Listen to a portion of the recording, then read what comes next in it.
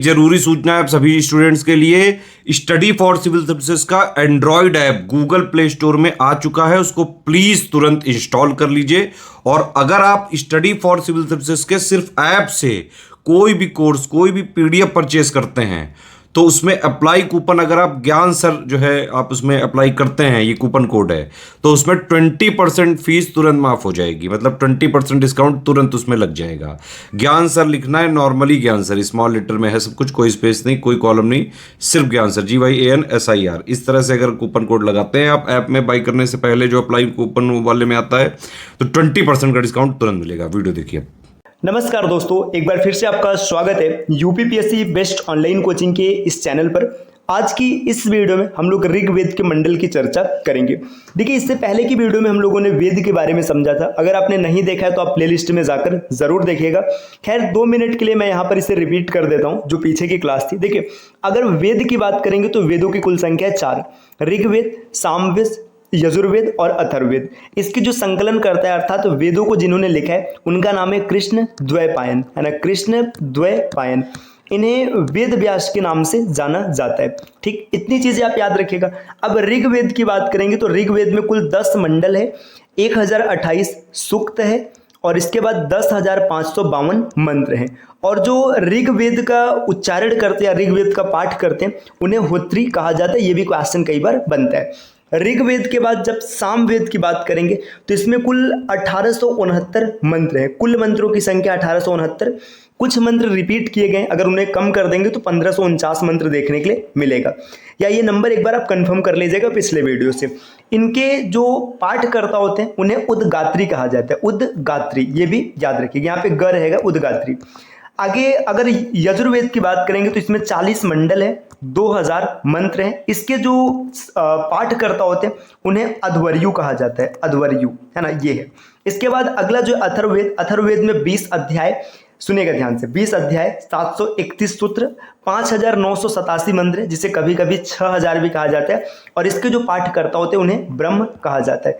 ये मैंने तेजी से रिवाइज किया। अगर आप इसको इत्मीनान से समझना चाहते हैं तो पीछे की वीडियो आप जरूर देखिएगा। चलिए अब बढ़ते हैं आगे अपने क्लास की ओर। देखिए, यह क्लास सभी प्रकार की स्टेट पीसीएस एग्जाम और वनडे एग्जाम के लिए अत्यंत महत्वपूर्ण है।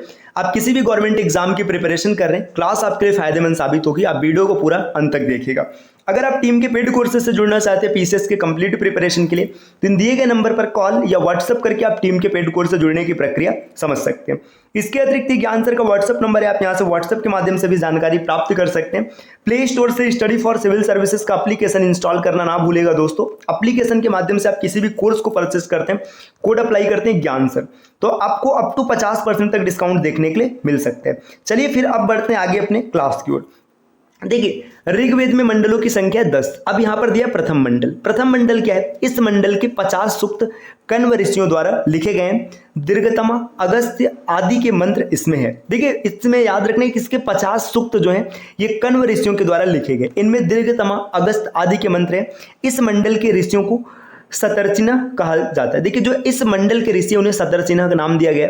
इसमें 20 राजाओं के एक युद्ध का उल्लेख है जिसमें 60,099 राजाओं ने भाग लिया था। हलवाहे का गीत इस मंडल में मिलता है। वंश मंडल 2 से 7 तक के मंडलों को वंश मंडल कहा जाता है।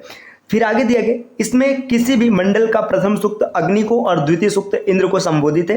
देखिए, इसमें क्या क्या पॉइंट इंपॉर्टेंट है। जो 50 सूक्त है कण्व ऋषियों द्वारा लिखा गया है ना। इसके बाद दीर्घतमा, अगस्त्य इत्यादि के मंत्र है ना।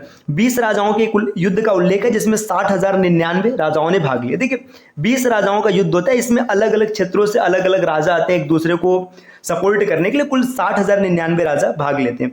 इसमें आगे देखिए, ये याद रखिएगा कि जो प्रथम मंडल सूक्त है ये अग्नि को और द्वितीय सूक्त जो है इंद्र को संबोधित करता है। और आगे बढ़ेंगे, वंश मंडल में ऋषियों को सामूहिक रूप से प्रगाथा कहा जाता है। तो प्रगाथा क्या है? ये ऋषियों का समूह है।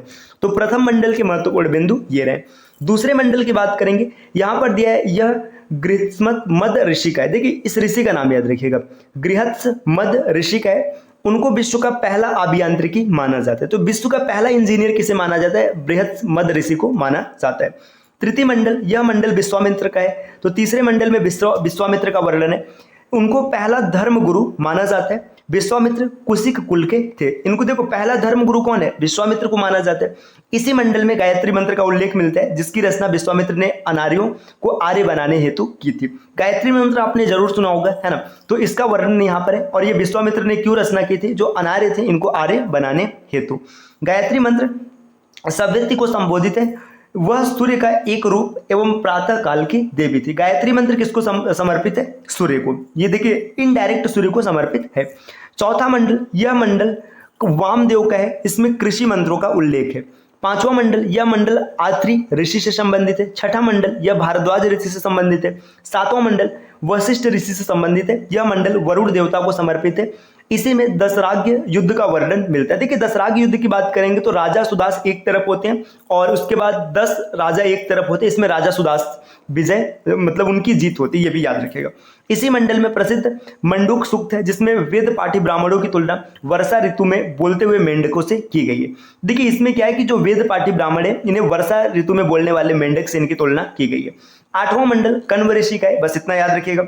नवें मंडल की बात करेंगे, यहां पर दिया नौवां मंडल अंगिरा का है। इस मंडल के ऋषियों को पावमान्या कहा जाता था। इसमें कुल 114 सूक्त हैं जो सोम देवता को समर्पित है। अधिकांशतः एफेड्रा नामक पौधे से सोम की पहचान की जाती है। सोम को ही पवमान कहते हैं। चूंकि यह मंडल सोम को ही समर्पित है इसलिए पवमान मंडल भी कहा जाता है। ब्राह्मण अपना देवता सोम को मानता था। देखिए इसमें यह बताया गया कि जो ब्राह्मण अपना देवता मानता था वो सोम को मानता है। 10वां मंडल, यह इस मंडल के ऋषियों को महासुक्ता तथा क्षुद्र सुक्त कहा जाता था। श्रद्धा, कामैनी, इंद्राणी, शची आदि के मंत्र इसमें पुरुष सुक्त, नासदी सुक्त, नदी सुक्त, द्युतकर मतलब जुआरी का विषाद सुक्त, जुआरी की पत्नी का विलाप, फिर आगे हिरण्यगर्भ सुक्त, वाक सुक्त और आगे बढ़ेंगे दोस्तों यहाँ पर दिया हुआ है एवं सूर्य सुक्त इसी मंडल से संबंधित है या इसी मंडल के भाग हैं। तो इस 10वें मंडल में कौन कौन दिखेगा, यहाँ पे महासुक्ता जिसे कि शूद्र सुक्त कहते हैं, है ना, श्रद्धा, कामायनी, इंद्राणी, शची के मंत्र इसमें शामिल है। देखिए पुरुष सुक्त, नासदी सुक्त, नदी सुक्त, द्युतकर मतलब जुआरी का विषाद सुक्त, जुआरी की पत्नी का विलाप, हिरण्यगर्भ सुक्त, वाक सुक्त एवं सूर्य सुक्त इसी मंडल के भाग हैं। ये महत्वपूर्ण बिंदु है। आगे बढ़ेंगे यहाँ पर देखिए अब ऋग्वेद के बाद यहाँ पे यजुर्वेद की बात की जा रही है। देखिए यजुर्वेद की कहानी हम लोग अगले क्लास से शुरू करते हैं क्योंकि वीडियो काफी लंबी हो जाएगी तो इंटरेस्ट आपका थोड़ा कम होने लगेगा। तो मिलते हैं आपसे नेक्स्ट वीडियो में यजुर्वेद के उपनिषद को लेकर के। तो अगर क्लास आपको पसंद आई तो वीडियो को जरूर लाइक कीजिएगा और अगर आप टीम के पेड कोर्सेज से जुड़ना चाहते हैं पीसीएस के कंप्लीट प्रिपरेशन के लिए तो इन दिए गए नंबर पर कॉल या व्हाट्सएप करके आप टीम के पेड कोर्स से जुड़ने की प्रक्रिया समझ सकते हैं। ये ज्ञान सर का व्हाट्सएप नंबर है, आप यहाँ से व्हाट्सएप के माध्यम से भी जानकारी प्राप्त कर सकते हैं। प्ले स्टोर से स्टडी फॉर सिविल सर्विसेज का एप्लीकेशन इंस्टॉल करना ना भूलेगा। अगर आप एप्लीकेशन के माध्यम से किसी भी कोर्स को परचेज करते हैं और कोड अप्लाई करते हैं ज्ञान सर तो वहां पर आपको अप टू 50% तक डिस्काउंट देखने के लिए मिल सकते हैं। और अगर आपको ये पीडीएफ चाहिए तो ये भी आप स्टडी फॉर सिविल सर्विसेज के एप्लीकेशन से प्राप्त कर सकते हैं। मिलते हैं दोस्तों आपसे अगले वीडियो में कुछ नए कॉन्सेप्ट के साथ, तब तक के लिए नमस्कार।